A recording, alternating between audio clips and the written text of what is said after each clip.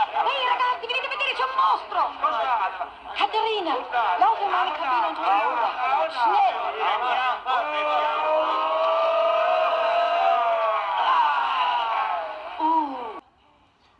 Here, imagine if they called this film La Dolce Cryptid.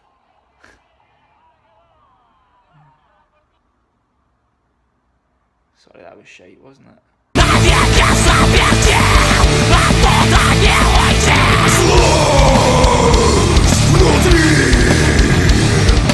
Welcome to Gouch. Today's episode is about one of the most influential directors ever. Many of his films have a dreamlike quality.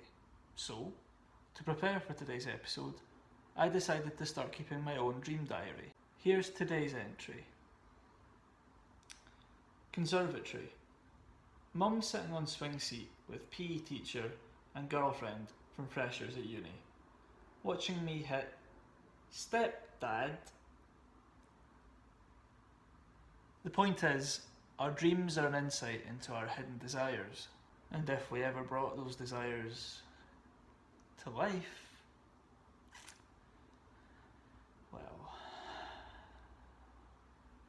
wouldn't that be something?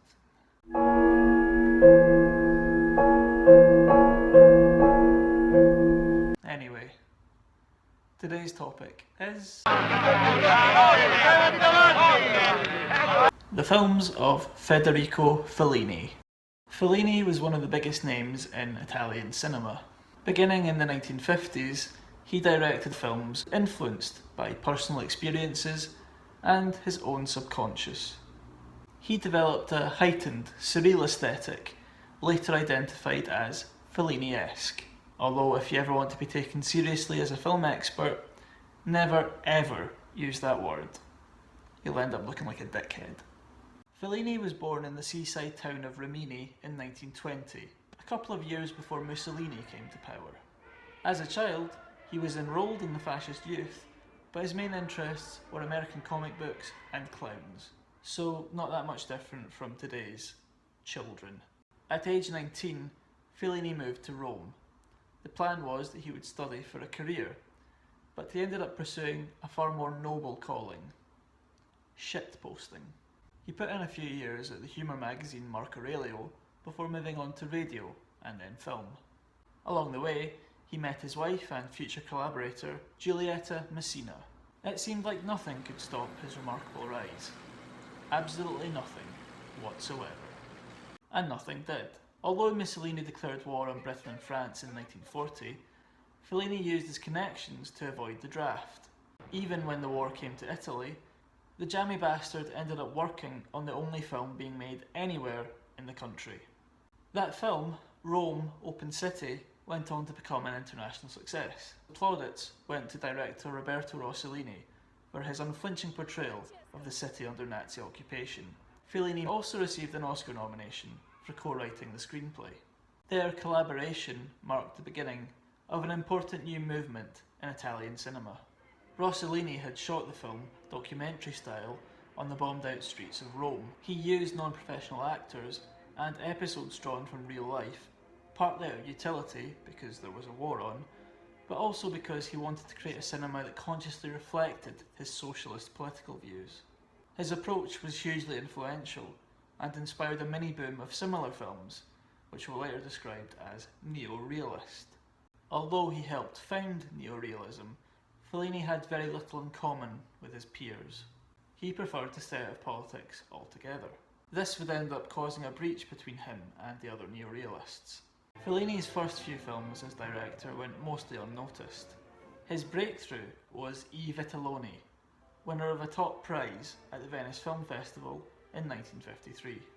He intended to follow that with a much more ambitious project. The early films had one foot in neorealism, but Lustrada would be drawn from the murkier recesses of his subconscious. It was not an easy film to make. The screenplay took shape slowly, inspired by vague emotions and half-remembered characters from the Rimini days. Eventually, it coalesced around three figures: the simple Gelsomina, thuggish Zampano, and prick-like Il Matto. They weren't intended to be realistic, and their tragic story rarely dwells on social or political conditions of the era. Unlike the characters in a neo-realist film, they are victims of fate, not society. Fellini eventually secured backing from the super producer Dino De Laurentiis, but they quarrelled over his vision of the film, and the tiny budget was almost unworkable. Already given to depressive episodes, Fellini had a full-on mental breakdown towards the end of production. As part of his treatment, he was subjected to a course of psychoanalysis. This would have a huge impact on his creativity. He was already interested in a more free-flowing approach to filmmaking, one that incorporated images from his subconscious into the process. On the advice of his psychoanalysts, he discovered techniques like the I Ching that allowed him to realise this. Lustrada looked like the frickin' Roman phone book compared to the wacky shit that would come next. But even the slightest deviation from neo-realist orthodoxy was too much for his Italian critics. They jeered when Lustrada came runner-up at the Venice Film Festival, and for a while, Fellini's name was mud. It was a different story overseas. In 1956, Lustrada won the Best Foreign Language Oscar. This award belonged to Federico Fellini. And to capitalise on that success, several of Fellini's earlier films were re-released in the United States. These helped feed a growing craze for all things Italian. Other brands ending in a vowel, like Zanussi, Vespa, or were being exported all over the world. They were fueling an economic upswing known as Il Boom. To outside observers, war-damaged Rome appeared reinvigorated. The Via Veneto, formerly a shabby bohemian district, became the chic hotspot for American film stars on downtime from nearby Cinecittà studios. A compulsive reader of the tabloid press, Fellini was fascinated by the Via Veneto scene. He was most interested in the photojournalists who swarmed the area, goading the celebrities into compromising photos. This was an entirely new phenomenon in Italian culture, and, intrigued, he made the acquaintance of several of these men. Based on what they told him, a new project started to take shape. He'd previously abandoned a project about a young man from the sticks who moves to the city and becomes a writer. With Via Veneto in mind, he revived the story. The updated script, written in collaboration with the communist poet Pier Paolo Pasolini, among others, was another important milestone in Fellini's artistic development. It would be titled La Dolce Vita, The Sweet Life. La Dolce Vita offered a panorama of Rome in 1959. None of Fellini's previous films had been what you might call plot-based, but the lessons he learned from Lustrada emboldened him to experiment much further with narrative. Rather than following a conventional three-act structure, La Dolce Vita would be a series of standalone stories, snapshots from the Via Veneto that would give a sense of its glamour and madness. The element that tied all these stories together was Fellini's journalist in the city, Marcello, played by Marcello Mastroianni. Marcello is a writer for a gossip magazine, but he has pretensions to intellectualism. He acts as the audience's surrogate, watching the world around him at an amused, cynical distance, before succumbing to the false promise of celebrity in the final episode of the film. A picaresque structure, with a cipher of a main character, is a formula that Fellini would use in many of his later films, to the point where it actually got a bit stale. But it worked in La Dolce Vita because the juxtapositions he created have a deliberate satirical power. Many of the same critics who disliked Lustrada admired that element of satire. This time round, however, it wasn't the critics that Fellini had to worry about. Some of the incidents in La Dolce Vita were based on actual events that had occurred in the shadier parts of the Via Veneto. Names and details were changed, but apart from that, Fellini went about as far as he could, considering he was working in a Catholic country. And sure enough, the Vatican ended up condemning the film. This shocked Fellini, who felt he'd made a strongly moral work, but it did wonders for the film's box office takings. Audiences flocked to the cinema to see how the other half lived and shagged, and what they expected would be the dirtiest film ever made. They were probably disappointed, but not much.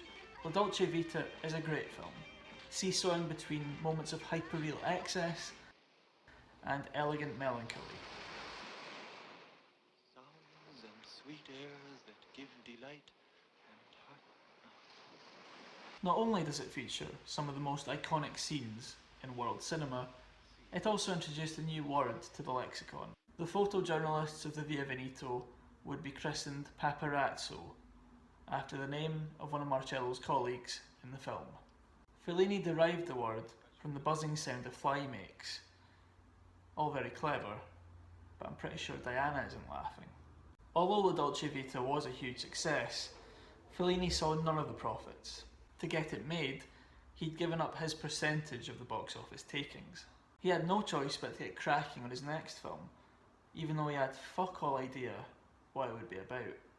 Huge sets were constructed at Cinecittà based on a vague notion about a science fiction epic. Yet, up until a month before production was due to start, Fellini couldn't think of a situation or characters to populate those sets. What he was thinking about was resigning, which would almost certainly have killed his career given the amount of money that had already been spent on the film.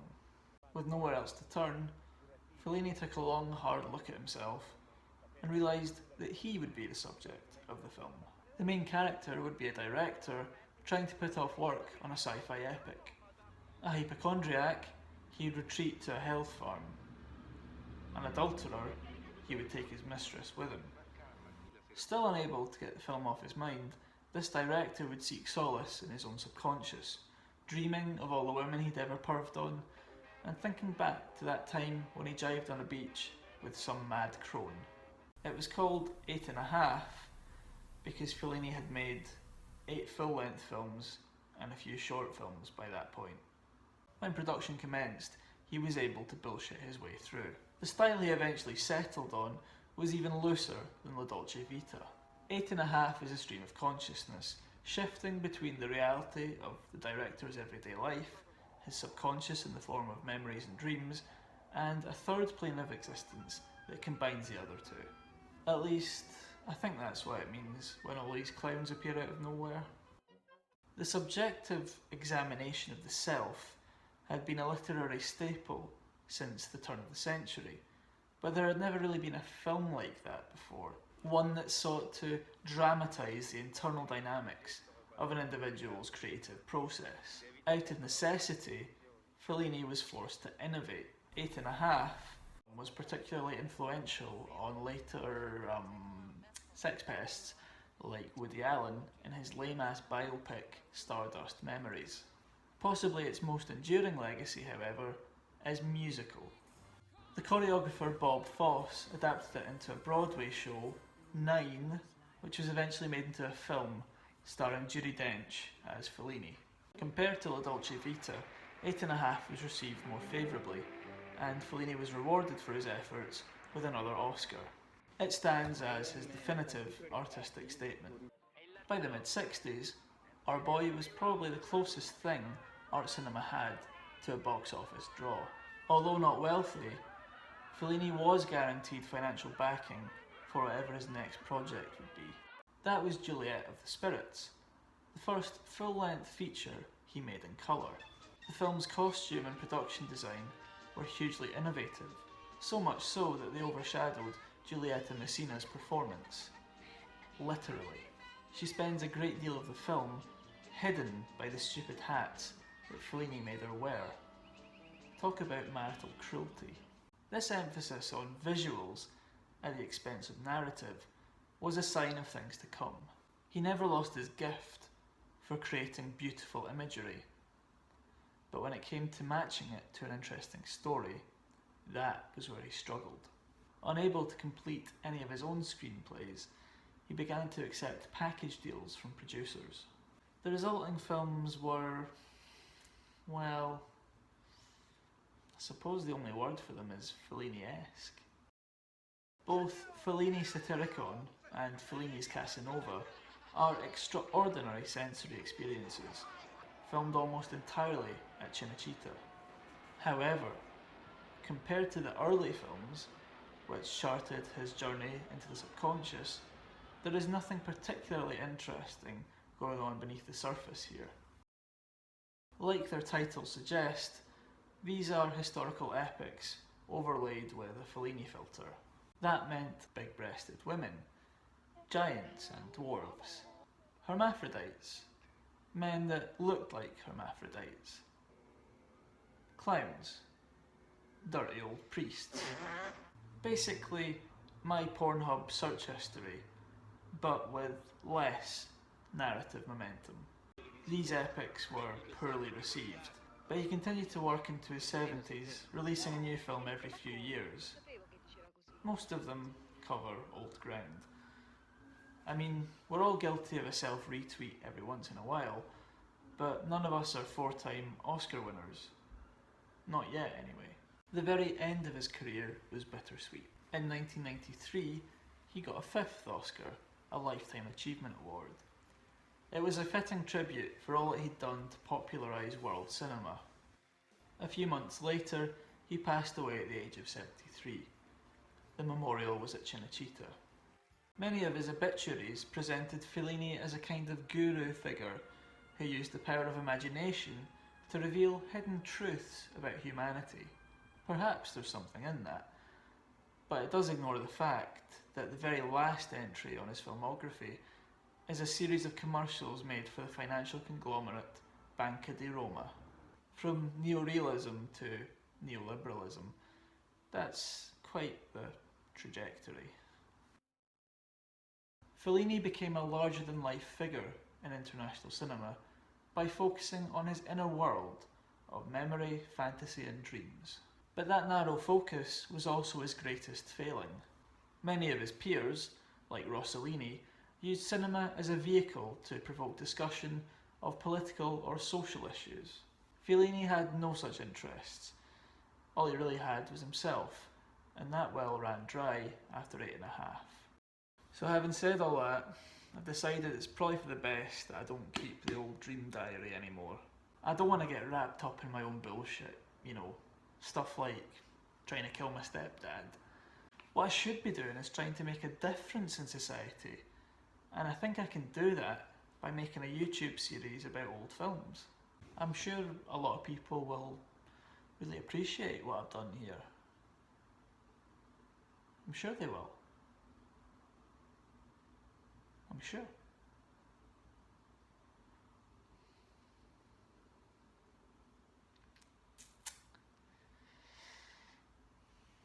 But if it doesn't work out,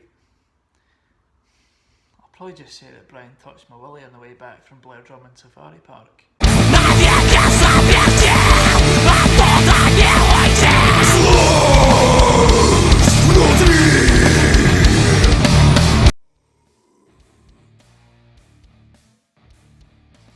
Did you enjoy that episode of Gouch? If you did, hit the subscribe button below. You can also follow me on Twitter at Gouch. Thank you for watching.